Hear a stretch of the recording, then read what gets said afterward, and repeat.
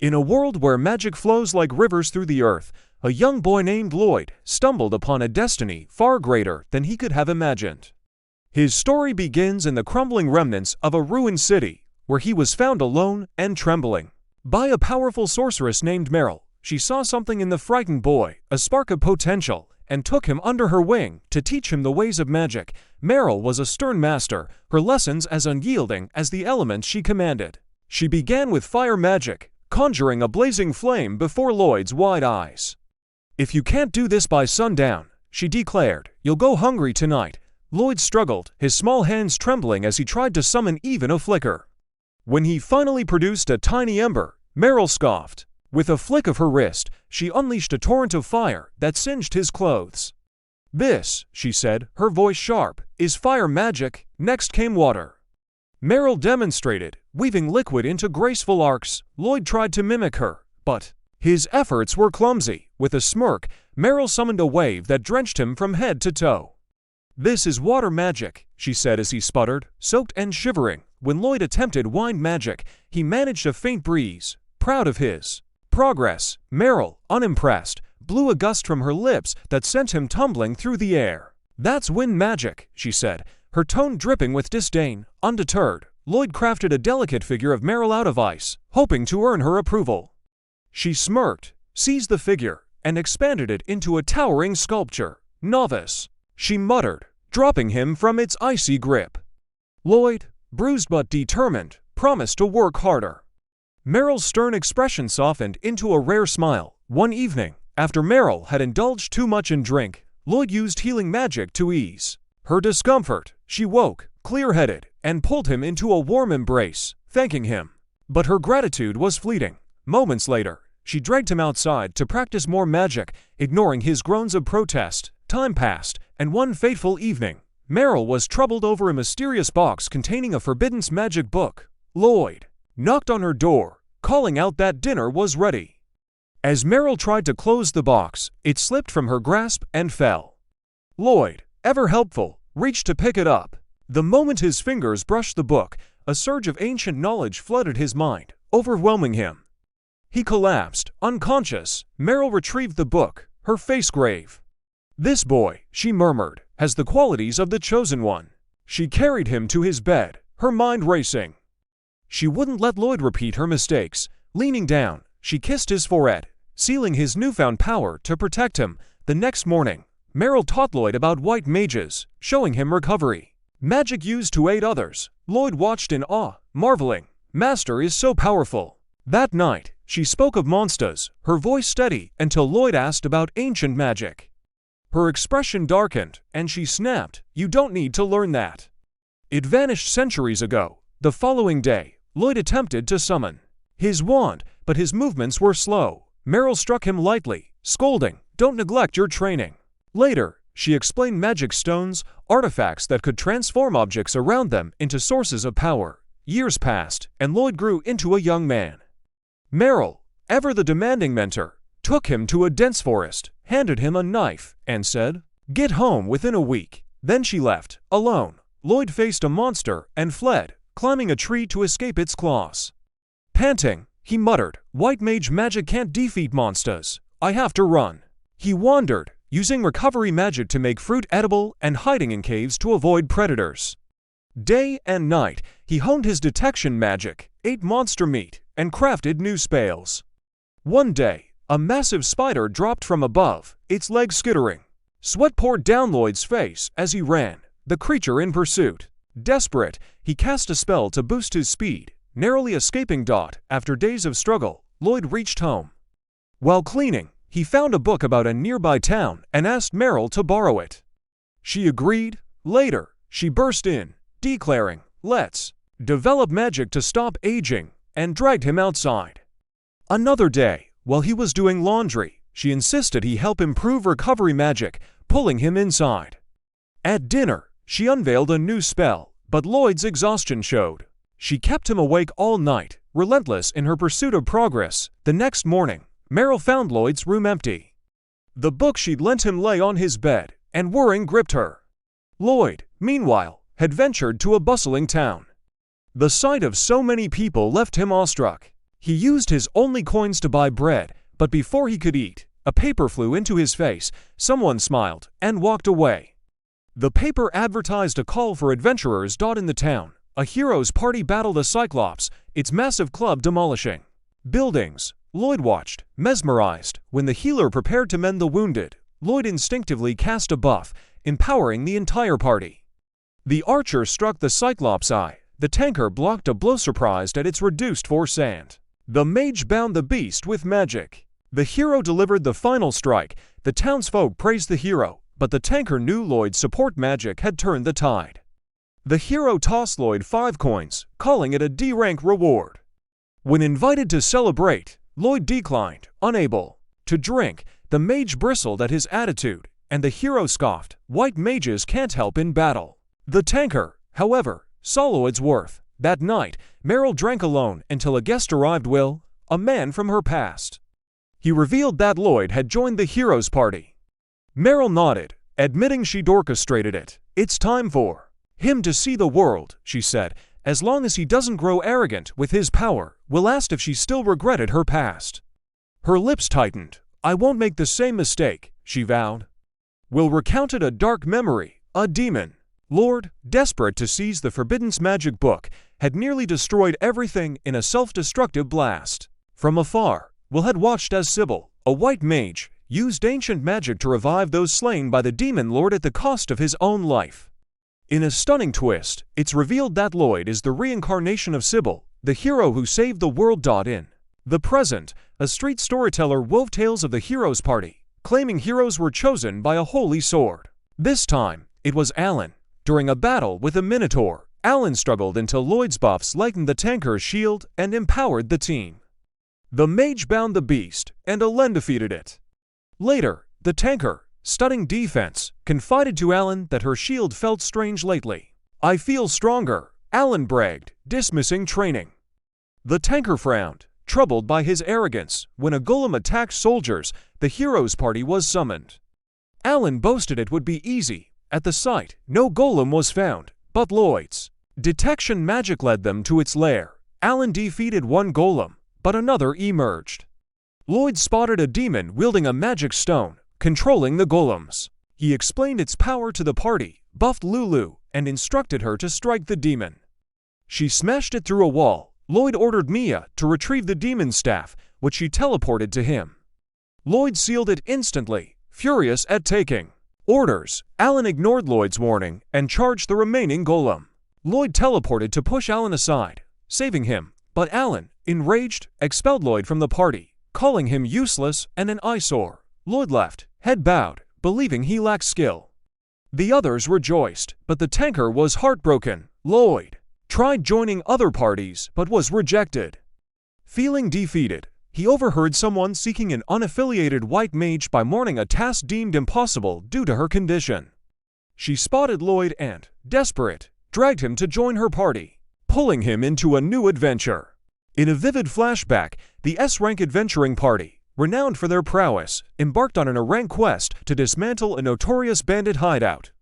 Brimming with confidence, the team consisting of the fierce leader Louis, the stalwart tanker Dagus, the precise archer Cross, the fiery mage Silica, and the supportive white mage Clum charged into the fray. However, Clum seemed distracted, her mind elsewhere as the battle began.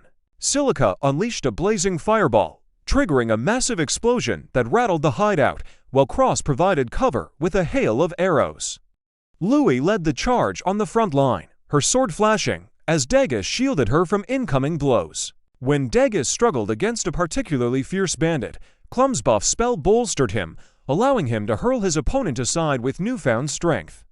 Hidden in the shadows, the bandit leader watched in horror, awestruck by the party's overwhelming power. Cornered, he noticed the S-rank plate gleaming on Louis' neck and, in desperation, raised his staff to summon a towering golem. Louis charged the beast, but her blade failed to pierce its rocky hide, forcing her to retreat. She called out to Clum for a buff, but Clum, lost in thought, didn't respond. After a second, sharper call, Clum snapped back and cast the spell, empowering Louis to shatter the golem with ease. The bandits were swiftly captured, and Clum apologized profusely for her lapse, her face clouded with guilt. Louis, ever understanding, reassured her and gently asked about her sister, hinting at a deeper concern. The scene shifted back to the present, where Lou had dragged Lloyd to meet her party, claiming she'd found their new white mage. The team Dagas, Cross, and Silica stared in disbelief, assuming she'd failed to recruit anyone. Louis introduced Lloyd. Only to realize she didn't know his name, he shyly clarified it was Lloyd, and she presented him to the group: Dagas the tanker, Cross the archer, Silica the mage, and herself, Louis, the leader. She welcomed him warmly, but Lloyd hesitated, admitting he hadn't agreed to join yet. The team groaned, teasing Louis for dragging him along without explanation, and suggested declining their upcoming quest. Louis refused, insisting someone needed their help, and explained to Lloyd that they were the only S-rank party available, as others were occupied. Lloyd wanted to help but doubted his skills, fearing he'd fall short. Louis, undeterred, proposed a test in the forest to gauge his abilities, assuring him that if he proved capable, everything would be fine. Under pressure from their high expectations, Lloyd was tasked with casting buffs on the entire party, a feat the others deemed impossible. Stunned but determined, Lloyd drew his staff and silently cast 5 distinct buffs, shocking everyone. Louis, curious, asked where his staff came from, and Lloyd casually mentioned using storage magic when she questioned if he'd already cast the buffs. The team was floored by his incantation-less casting. To test the buffs, Louis swung her sword at a tree, felling it instantly, leaving everyone dumbfounded. Lloyd, mistaking their shock for disappointment, apologized for his poor performance, stored his staff, and turned to leave. The party stopped him, incredulous, as he revealed he'd been fired from a hero's party for lacking power. Stunned, they asked why their previous white mage, Clume, had left. Louis explained that Clum's sister, Sylvie, was gravely ill, and the burden of adventuring while caring for her became too much, leading her to step away to avoid hindering the team. Lloyd, intrigued, asked about Sylvie's illness, learning it was a rare condition that turned her body into magic stone.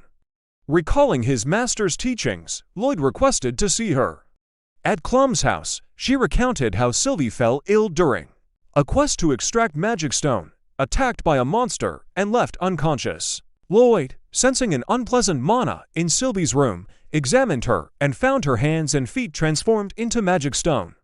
He hypothesized that a high-purity magic stone had pierced her, causing the affliction, and confirmed it by inspecting the wound, assuring Clume he could cure her. Despite her doubts, after advanced healing failed, Lloyd began absorbing the corrupted mana while simultaneously healing Sylvia, a complex, self-made spell requiring extraordinary control. Louis, amazed, asked Clume to explain, and she marveled at Lloyd's ability to cast two spells at once with flawless mana manipulation, a feat beyond ordinary mages.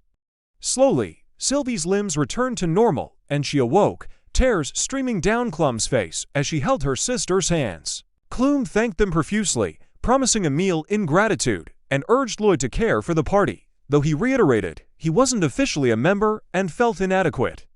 At dinner, the team thanked Lloyd for saving Sylvie, but he brushed it off modestly. Luth playfully smacked him, urging him not to downplay his deeds, and Lloyd, warmed by their acceptance, asked to join the party.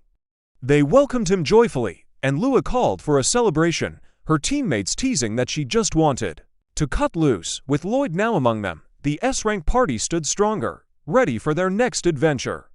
A lively celebration as the party welcomes their newest member, Lloyd, into the fold. The table is piled high with mouth-watering dishes, and Lloyd's eyes practically pop out of his head at the sight. Louis, the party's spirited leader, grins and tells him it's their treat, so he can eat and drink to his heart's content. Lloyd, overwhelmed with gratitude, thanks her and dives in, his face lighting up with pure joy as he savors every bite.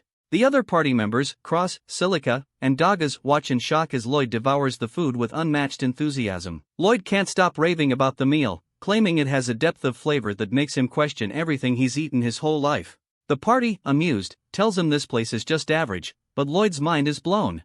Curious, Cross asks what kind of food Lloyd grew up with. Lloyd casually drops that he lived with his master, a woman who taught him magic. Her idea of cooking? Whatever grew wild in the garden, mushrooms from the forest, simple roasted meat from beasts they hunted. Silica, shocked, quips, "That's not cooking."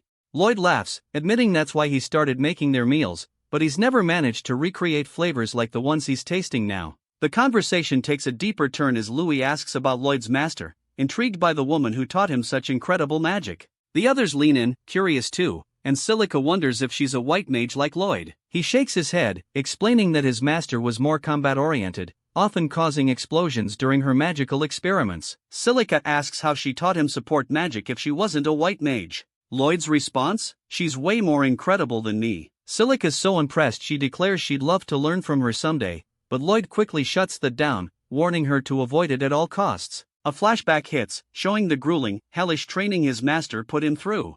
Cross chuckles. She must have been a harsh teacher, but Lloyd softened and said she was kind, recalling her kind embrace, revealing a complex bond. The mood shifts as Louis calls for a strategy meeting, catching Lloyd off guard. He didn't even know about the quest. Cross suggests filling him in, and though Louis admits she's terrible at explaining things, she hands the quest notice to Dagas, who takes charge. He explains that their mission is to take down a pack of monsters wreaking havoc on local farms, which appear out of nowhere and trample crops. Lloyd, puzzled, points out that it's unusual for different monster species to form a pack. Silica confirms he's right, and Dagas urges the team to act quickly. Louis, ever the proud adventurer, declares they must help those in need. Cross raises a concern if they're facing a pack. It could be tough for him and Louis. But Louis's confident, saying it's Silica's time to shine. Silica, however, warns that her wide area attacks consume a ton of mana, and the monster numbers could be an issue. Louis turns to Lloyd, asking if he can use offensive magic. He admits he can, but it's not as strong as a proper mage's. Dagas steps in with a plan. He and Louis will draw the monsters into one spot. Silica will unleash her wide area attack to finish them. Cross will protect Silica and Lloyd will provide support and healing. Silica's thrilled at the idea of Lloyd's support magic, but he downplays his skills, revealing he was kicked out of the heroes' party for being too weak. The team shuts that down, boosting his confidence and telling him to believe in himself. After dinner, the group sets a meeting place for the quest. Dagas teases Louis about not sleeping in, sparking a playful argument when Cross joins in, poking fun at her. Lloyd tries to slip away, but Dagas stops him, pointing out the inn is in the opposite direction. Lloyd admits he can't afford a room, but Dagas hands him some money, saying it'll come out of his quest reward. Lloyd, touched by the gesture, promises to work hard and repay him. At the inn, alone in his room, Lloyd vows to repay the party's kindness. Morning arrives, and the party gathers, ready to head out. Louis notices everyone's empty-handed and is delighted to learn Lloyd storing their belongings using his storage magic. He even stores her things, earning a big smile from her. Lloyd suggests teaching them. The others asked if they could learn it. Lloyd explains that anyone with a bit of mana could do it, though increasing storage capacity takes training. The team's all in, eager to learn, and they set off for the quest. On the way, Dagas points out the demon realm across the mountains, adding a hint of foreboding. As they cross a rickety bridge, Louis, ever the strategist, distracts everyone with random questions to ease their nerves. The party plays along, laughing and answering, but when she asks Lloyd to tell a joke, he admits he doesn't know how. They make it across, and the team encourages him, building his confidence further. In the forest, we get a cryptic glimpse of a mysterious figure praying to a stone that emits unsettling mana, foreshadowing trouble ahead. Back with the party, they set up camp before the quest. Louis and Silica head off to wash up, and Lloyd offers to handle their chores, earning a thanks from Louis. While gathering firewood, Lloyd finds fruits that his master used to train him with. Nostalgic, he picks one, tastes it, and decides to share some with the others. Suddenly, a scream pierces the air. Louis and Silica, while washing, are cornered by a terrifying basilisk. Lloyd springs into action, hitting the monster with a fireball to divert its attention and shouting for the girls to run to the shore. He tosses Silica her staff and Louis her sword, even buffing them with support magic. Louis leaps in, slicing off the basilisk's tail, and the monster roars in pain. Silica told them to take cover and unleashed a massive fireball that defeated the beast in one hit. Silica's stunned and confused by her own power, while Louis praises her. Lloyd blushes when Louis's towel slips, leading to an embarrassed scream and a quick cutaway. Back at camp, Lloyd teaches the party storage magic. He demonstrates by creating an opening with his hand and placing an item inside, but the others struggle. Feeling like a bad teacher, Lloyd blames himself, but the team reassures him it's because they're beginners. Silica suggests chanting storage, and it works. The others follow suit, using incantations since they lack Lloyd's natural talent. By nightfall, they've got the hang of it, and the team's bond grows stronger. During a nighttime lookout, Louis thanks Lloyd for joining the party, but he brushes it off, saying he was desperate for work. Curious, he asks why this quest means so much to her. Louis opens up, revealing that her village was attacked by monsters when she was a child, leaving her as the sole survivor. This quest hits close to home, and she can't stand by when others need help. Lloyd, moved, suddenly stops her and tells her to wake the others. They've spotted the monster pack from the quest notice. As the monsters approached them, Lloyd warned them and moved to retreat. Louis accidentally made a noise, alerting the monsters. A chase ensues, and a spider monster cuts them off. The party pulls their weapons from storage, ready for battle. The monsters attack, snatching Silica's staff, and the team is cornered. Lloyd buffs everyone, shouting for Louis to attack. She leaps into action, taking down one spider, while Cross recovers Silica's staff. Louis defeats another, and Lloyd directs Silica to unleash a fireball, with Cross assisting to burn the remaining monsters. Lloyd apologizes for giving orders, but the team thanks him, saying they'll rely on him moving forward. The next morning, the party packs their gear into storage and heads out, stronger and more united than ever. That night, Lloyd sat alone in deep thought, concerned about the abnormal monster pack they encountered. He felt the party should stay cautious. Louis approached him and offered to take over the night watch, worried about his health, but Lloyd refused, saying they should conserve their stamina in case something happened. Silica gently told him to speak up if it ever got too tough, and Lloyd nodded in agreement. The next morning, while the party was on the move, Louis seemed troubled. During a rest stop, Lloyd was off scouting the area. Louis approached and asked what he was doing. He calmly replied that he was using the skill search. Louis was surprised that Lloyd could use search magic, but he brushed it off, saying it wasn't impressive since he couldn't scan wide areas. She then asked if there was anything she or the others could do to help. Lloyd said there wasn't anything in particular. Disappointed, Louis walked away, clearly saddened. That night, Louis confided in Silica, saying that although Lloyd was undeniably talented, it felt like he didn't rely on them at all. Silica reassured her, saying it had been the same at first. Lloyd was still getting to know them. It takes time to build trust. Luth admitted that Lloyd seemed to know nothing about the world, yet knew everything about magic. She wondered how he had lived before. Silica told her he would open up one day. Later that night, Douglas asked Lloyd to help him with something while Cross took over the watch. Douglas was setting up a trap, which he explained were Clapper's devices that made noise when monsters approached. He told Lloyd to get some rest tonight. Lloyd hesitated, saying he couldn't use his search magic if he were asleep. Douglas then asked, "Do you not trust us?" Thinking Douglas was talking about the Clappers, Lloyd explained he was just being extra cautious. But Douglas pressed again. Did Lloyd trust the party? Lloyd answered that he did. Douglas reminded him that by doing everything himself, scouting and night watch, it felt like he didn't trust them. Lloyd admitted he was afraid of causing problems for the party if he didn't work hard, recalling something the hero had once told him.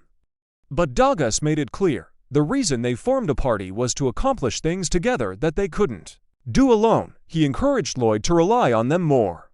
When Lloyd asked if that was really all right, Douglas smiled and said no one thought Lloyd was lacking, he should rest. Lloyd finally agreed, and they returned to camp. In the morning, Lloyd asked Louis to help him draw water. She happily agreed, and they went together. Meanwhile, elsewhere, a cloaked man reported that the Magistones had been set.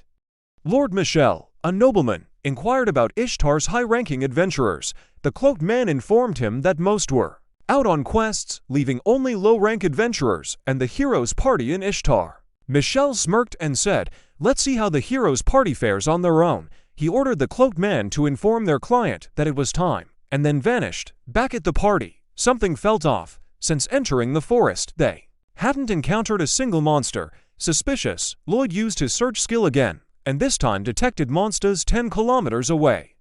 Louis was shocked that could scan that far. Lloyd casually said, "That's not far at all," leaving her speechless. Worried he'd said something wrong, he fell silent. When they reached the quest destination, they discovered an abnormal pack of monsters. Lloyd noted he couldn't sense any other monsters nearby, which was strange. Silica commented that there should have been more spread throughout the forest. Suddenly, Cross noticed a strange black, glowing, stone-like object. Lloyd used a skill and identified it as a Magistone. Louis was surprised he could see it. Lloyd then cast a spell on the whole party so they could all see it too. Silica expressed concern about the black mist seeping out of the stone.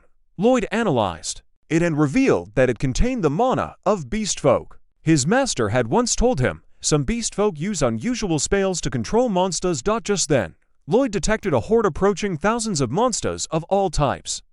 Cross suggested falling back, but Louis feared the nearby residents wouldn't survive. Lloyd declared they should engage, because he had a plan. He asked Cross if he could shoot the Magistone. Cross said he could hit it, but wasn't sure if he could break it. Lloyd told him he'd handle the buffs. Cross readied his bow, and Lloyd cast a bouffon him, his bow, and his arrow. Cross fired, shattering the Magistone in a single shot. Shocked, he asked what Lloyd had done. Lloyd replied that he buffed him, nothing more.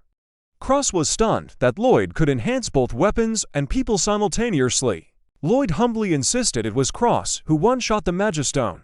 The moment the Magistone was destroyed, the monsters began turning on each other. Lloyd hoped that would stop the horde, but instead, they charged toward the party. Lloyd told them to wait until the monsters got closer, then signaled Silica to attack. She unleashed Firestorm, incinerating a large portion of the enemy. Louis, stunned, asked what Lloyd did to Silica.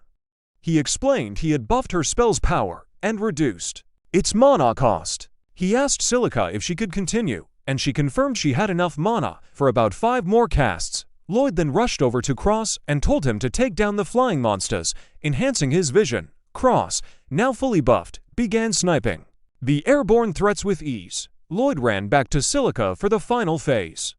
She warned him she was almost out of mana. He took her hand and transferred his mana directly to her, telling her to finish it. Silica summoned clouds and made it rain, ensuring the forest didn't catch fire from the destruction. Then, completely drained, she collapsed. Dogus caught her and praised her efforts. Louis told Lloyd and Silica to rest, saying they'd take care of the rest. Lloyd, finally relaxing, collapsed and muttered that he'd never been this exhausted in his life. He realized he still had a long way to go. After clearing out the remaining monsters, Lloyd suggested they return to town. Louis said they were too exhausted to move, but Lloyd warned them, whoever is behind this is after Ishtar. A beast woman is kidnapped by a demon general named Grist, her brother chasing after them, but failing to catch up. Meanwhile, Lloyd, deep in thought, reveals to his party that their monster suppression quest was a trap to lure them away from Ishtar, with the monster horde meant to delay their return. Cross points out that the hero and knights are in Ishtar, though, but Degas agrees with Lloyd's hunch, growing more convinced the more he thinks about it. Louis, worried, urges the party to hurry back to be safe. Lloyd pulls out his staff, buffs the party's speed, and takes off at a blazing pace. Luth tries to slow him down, but finds herself speeding up too, as do the other party members. Stunned, she asks what he did, and Lloyd casually explains he buffed their speed. The scene shifts to Lord Michel, lounging confidently, when Grist, the demon general, appears. Grist reports that their vanguard is advancing as planned, and Michel credits that girl, calling her an intriguing individual. Grist, skeptical of not knowing what he is planning, but trusting of Michel's reputation as the demon lord's right-hand man, calls him frivolous and vanishes. A flashback shows Michel giving potions to the kidnapped beast folk, urging her to use her power, hinting at her role in the scheme. Back with the party, they stop to rest and drink potions. Silica asks Lloyd if it isn't so much burden since buffing drains his mana. He shrugs, saying you get used to it with constant use. Curious, she asks if he's used to it before, and Lloyd shares a glimpse of his past. His master once left him in a forest to find his way home as training. The monsters were too strong for a white mage, so he cast endless buffs to survive, forcing him to adapt.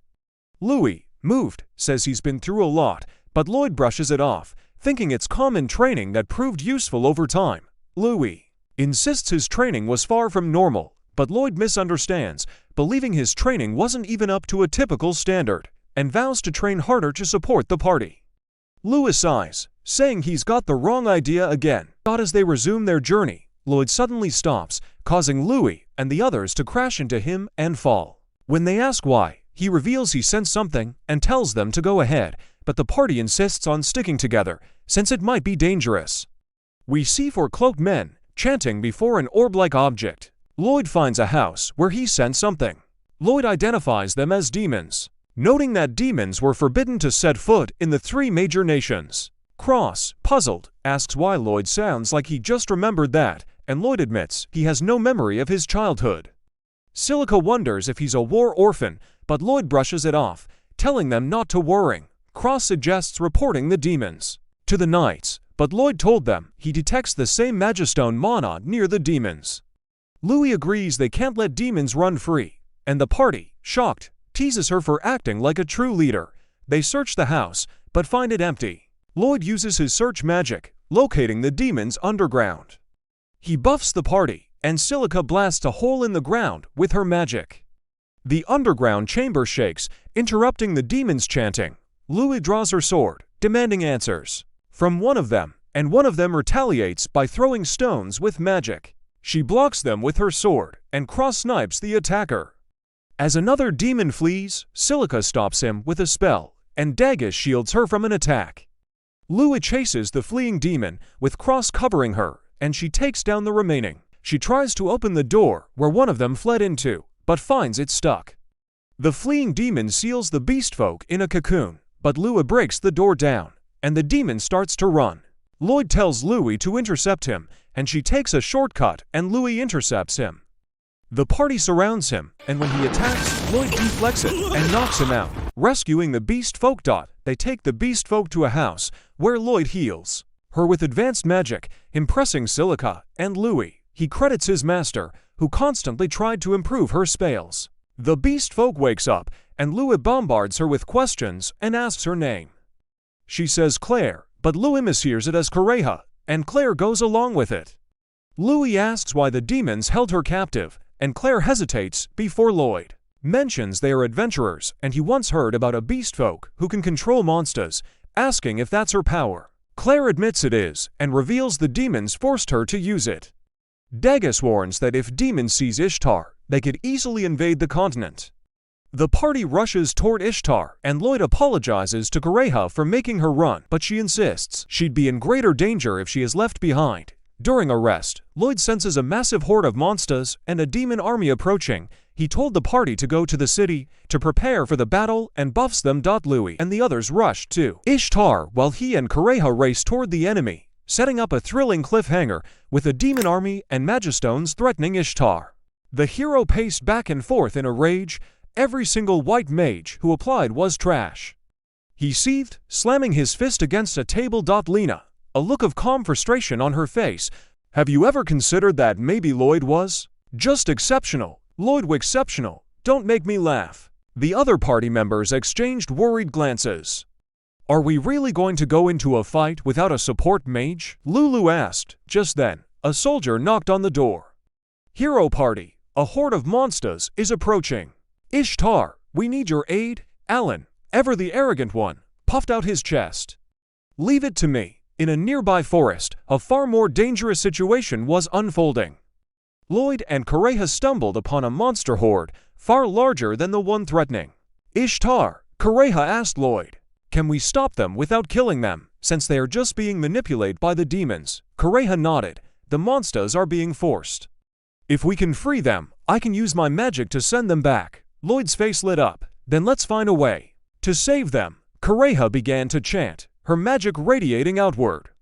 But suddenly, her spell was blocked. Back in Ishtar, the adventurers were gathered at the guild. The hero, in a fit of arrogance, insulted them for being B rank or lower. One adventurer, a young swordsman, began to get angry, but his friends held him back.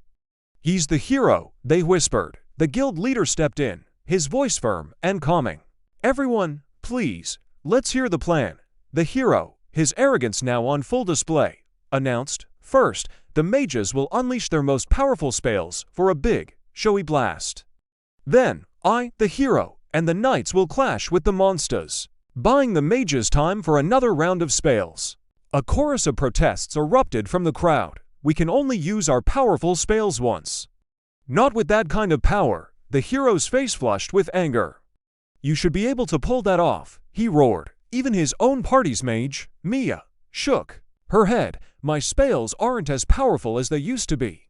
Why didn't you tell me? The hero demanded. Mia looked away. I wasn't the only one getting weaker. We've all been feeling it. Since when? He pressed. Lulu replied softly. Since you expelled Lloyd. The hero's face contorted with fury. You've been deceiving me. Lena stepped forward. None of us deceived you. You've just grown complacent. As a hero, you didn't pick up on it. You don't even train anymore." Enraged, the hero lunged at her, but Lena blocked his punch with ease.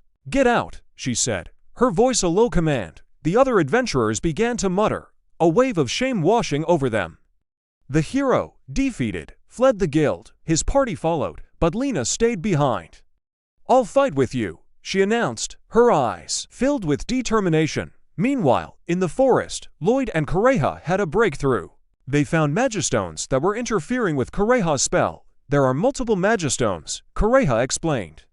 "If we don't destroy them all, I won't be able to control the monsters." Lloyd used an advanced search spell to locate the other magistones. With his magic, he concealed their presence, and they moved forward.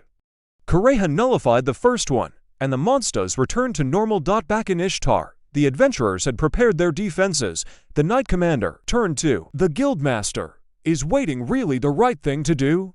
The Guildmaster had a flashback. Lena, her voice ringing with conviction, was telling the adventurers, "We should wait for Lloyd. He was the cornerstone of the hero's party." "But why did they kick him out?" an adventurer asked. "They were blinded by the hero's title," Lena explained. "They didn't realize it was all thanks to Lloyd's support magic. With his help, we might just be able to turn the tide." The Guildmaster shook his head. "Lloyd isn't in town. He's out on a monster-slaying quest with an S-rank party." The monster horde finally arrived. The archers fired their arrows, and the mages launched fireballs. Lena and the other tankers pushed the monsters back, forcing them into a moat where mages used aquawave spells to wash them away. In the forest, Louis and the others stopped to rest, their mana depleted. After a brief rest, they began marching toward Ishtar again. Lloyd and Kureha, however, were still busy. They found another magistone and nullified it. The monsters, now free, began to fight each other.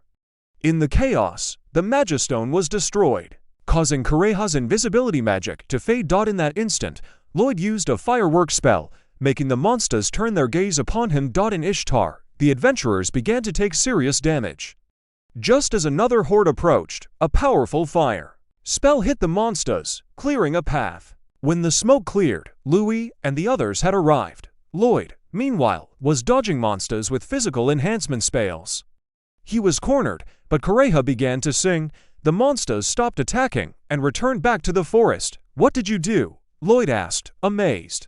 "I just persuaded them to go back to the forest," she replied. Lloyd, realizing all the monsters were free, said, "We have to return to Ishtar now." In Ishtar, things were getting dire. There were too many monsters. Lena, trying to save a fellow adventurer, was bitten by a monster. She was at her limit. The monsters breached their defenses, and the adventurers were all injured. But then, a beautiful song filled the air. Kureha's voice, full of light and magic, caused the monsters to turn and leave. Lloyd, arriving just in time, praised her. "That's wonderful magic. To be able to communicate with so many monsters after I only used multiple buffs," Kureha muttered.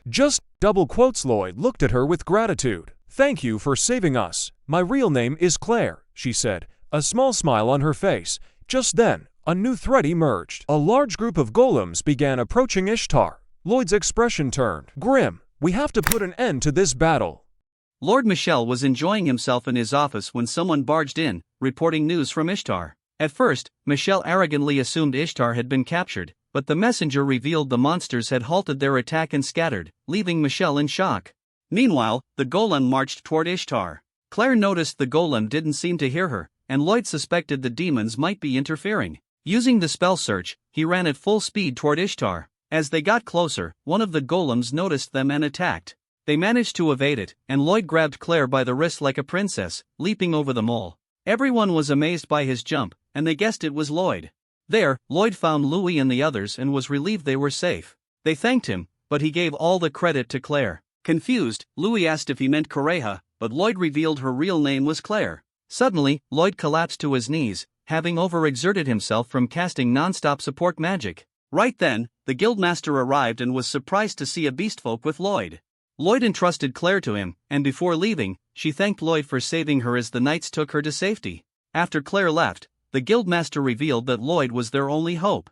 Lloyd, confused by his words, asked why. That's when Lena appeared and explained the truth: the hero had deserted them. Furious, Lloyd demanded to know why, and Lena explained it was because the hero clashed with some adventurers at the guild. Lena winced in pain from her injury, and seeing that, Lloyd healed her like nothing had happened. But immediately after, he collapsed into Lena's arms. She told him that their hero party had only been the strongest thanks to his support, yet they never realized how much he carried them. Tearfully, she apologized for doing nothing when he was expelled. Shocked, Lloyd admitted he thought he was expelled for lacking power. Right then, the golems began their attack, and the knights charged recklessly. Lloyd tried to stop them, but it was too late. Adventurers attacked too, but their strikes caused no damage, and the golems pushed them back. Lloyd then suggested buffing everyone, requesting that they gather by their occupation. He cast defense buffs on tankers, mana on mages, accuracy on archers, and strength on knights. He warned that the effects wouldn't last long, meaning they had to win quickly. Louis climbed a tower and shouted that Lloyd had buffed everyone, encouraging them to fight. When one of the golems attacked, Lena blocked it with ease, and Louis slashed it in half. Their actions inspired the others, showing the power of Lloyd's buffs. Morale soared, and Lloyd instructed his party to help the adventurers, entrusting the fight to them. Escorted back to the fortress to rest, he watched as the mages and archers combined their spells to destroy golems. Dagas defended Silica as she unleashed her magic, and gradually, they gained the upper hand. But when the final golem remained, Lloyd's buffs wore off, and the golem stopped taking damage. The knights panicked and ran. As the golem prepared to strike Louis, who was defending the fortress gate, Dagas leapt in to block but was slammed to the ground. Seeing this, Lloyd used the last of his strength to buff Louis' sword. Louis asked Lena and Dagas to assist, and after they blocked the golem's punch, he jumped and sliced it in half. The adventurers cheered their victory as Lloyd fainted with relief. From afar, Meryl's old acquaintance observed, admiring Lloyd's achievement before leaving. Meanwhile, Demon General Gris stormed into Michelle's office, enraged that Claire had been taken and the mission failed. But to his surprise, Michelle had fled. Furious, Gris destroyed the office and swore revenge on whoever interfered. The next day, Lloyd woke up. Louis told him he had been asleep for a whole day, and he apologized for worrying her. She led him to the door, and when he opened it, the townspeople hailed him as their savior and hero. Overwhelmed, Lloyd shut the door immediately. Louis asked why, and he admitted he had poor communication skills and hated being praised. She tried to push him outside again, but Lloyd fled by jumping from the window, dodging the crowd. Meanwhile, Will visited Meryl's house, but before he could enter, the door exploded. He emerged unscathed, smirking at the warm welcome. Meryl praised his survival, but Will brushed it off as a trade secret. Inside, he found his old colleagues Thor and Lily. Lily called him the Phantom Alchemist, but Will denied it, saying he only focused on gathering information now. Meryl asked about Lloyd, and Will casually revealed that Lloyd had been kicked out of the hero party and had since joined an S-rank party. Smirking, Meryl said it would serve as good training for him. Meanwhile, Lloyd was hiding from the townspeople when his party found him. He asked why everyone was chasing him, and cross-joked they didn't want to eat him, they just wanted to thank him. But Lloyd belittled himself again, only for Lena to reassure him that he was stronger than the hero. The others agreed. Elsewhere, Will mentioned that Lloyd didn't realize his true potential, and Meryl muttered that she didn't want him repeating her mistakes. Eventually, Lloyd met with the townsfolk, who showered him with praise, calling him the hero of Ishtar. News of this reached the heroes' party, and Alan was furious. His title as hero was at risk for refusing the emergency mission. He ordered his party to pack up and leave town. The girls were confused, but Alan simply didn't want to stay where Lloyd was hailed as a hero instead of him. Meanwhile, Meryl and the others drank in memory of their late comrade Sybil. During the gathering, Will dropped a bombshell. The demons were on the move, and they were behind Ishtar's attack too.